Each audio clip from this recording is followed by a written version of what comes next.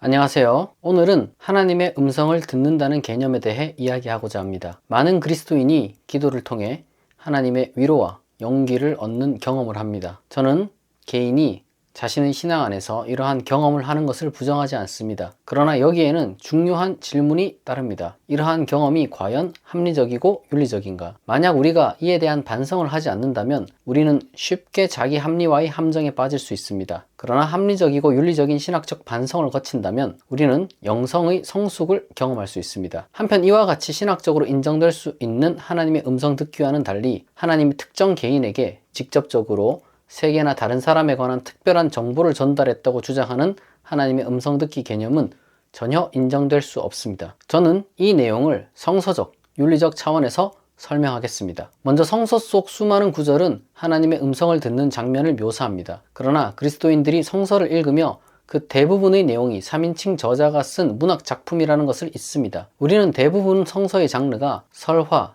신화, 전설, 소설에 속한다는 것을 잊으면 안 됩니다. 그러므로 성서에는 상징과 은유로 가득합니다. 그 모든 장면에서 하나님의 음성이 인간에게 전달되는 것은 저자가 염두에 두는 1차 독자 혹은 편집자가 염두에 두는 1차 독자를 향한 저자와 편집자의 생각입니다. 신학을 공부한 사람이라면 거의 모든 구약은 신바빌로니아 포로기 전후로 편집되었음을, 거의 모든 신약은 제1차 유대로마 전쟁 전후로 쓰였음을 알고 있습니다. 게다가 1인칭 저술은 구약에는 단 하나도 없습니다. 성서 중 유일하게 1인칭 관점으로 자신의 실명으로 남긴 글은 바울의 편지 7통 뿐입니다. 그러나 바울은 하나님의 음성을 들었다고 주장한 적이 없습니다. 물론 바울은 갈라디아서 1장에서 예수 그리스도의 계시를 받았다는 고백을 했지만 그것은 평생에 단 한 번 있는 종교적 회심 경험을 의미합니다. 딱 한 번 바울이 하나님의 음성을 직접 들은 경우를 말하는데 그것은 고린도 후서 12장 9절에서 언급됩니다. 맥락을 말하자면 바울은 하나님께 육체의 가시 혹은 사탄의 사자를 받았다며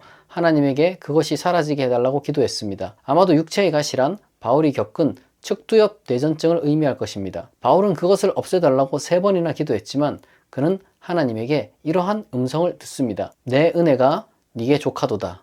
이는 내 능력이 약한 데서 온전하여짐이라. 아이러니하게도 사도 바울이 하나님에게 직접 들은 음성은 기도 응답 거절이었습니다. 게다가 이것은 제가 서두에 말했듯 세계나 다른 사람에 관한 어떤 새로운 정보를 말하는 것이 아니라 오로지 자기 자신을 향한 하나님의 위로였습니다. 한편 성서를 벗어난 다양한 종교 전통은 신비주의적 체험을 주장합니다.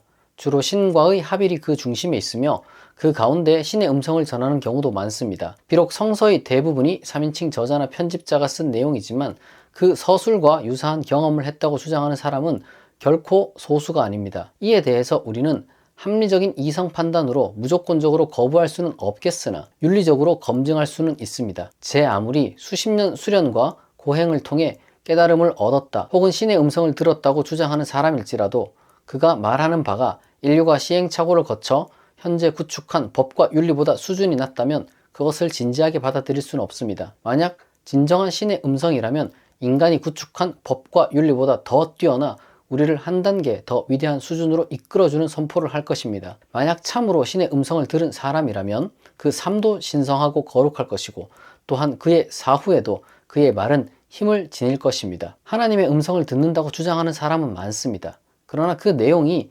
일상적인 일이나 가십에 관한 경우가 많고 올바른 지식과 정보에 어긋난 주장을 하거나 검증할 수 없는 예언을 쏟으며 그 삶에서도 본받을 점이 없다는 것에 저는 충격을 받습니다. 아마 그럼에도 그저 맹목적으로 그런 것들을 받아들인 사람들이 있기에 아직도 우리 사회에서 컬트가 사라지지 않는 것 같습니다. 결론적으로 하나님의 음성을 듣는다는 개념은 개인적 위로와 영적 성장의 차원에서는 인정될 수 있으나 이를 넘어 세계와 타인에 대한 특별한 정보를 전달한다고 주장하는 것은 성서적, 신학적, 윤리적 기준 모두에서 인정될 수 없습니다. 이렇게 오늘은 하나님의 음성을 듣는다는 개념에 대해 다루어 보았습니다. 이 영상이 도움이 되셨길 바랍니다. 앞으로도 좋은 콘텐츠를 만들어 갈 수 있도록 후원과 멤버십 가입을 부탁드립니다. 시청해 주셔서 감사합니다.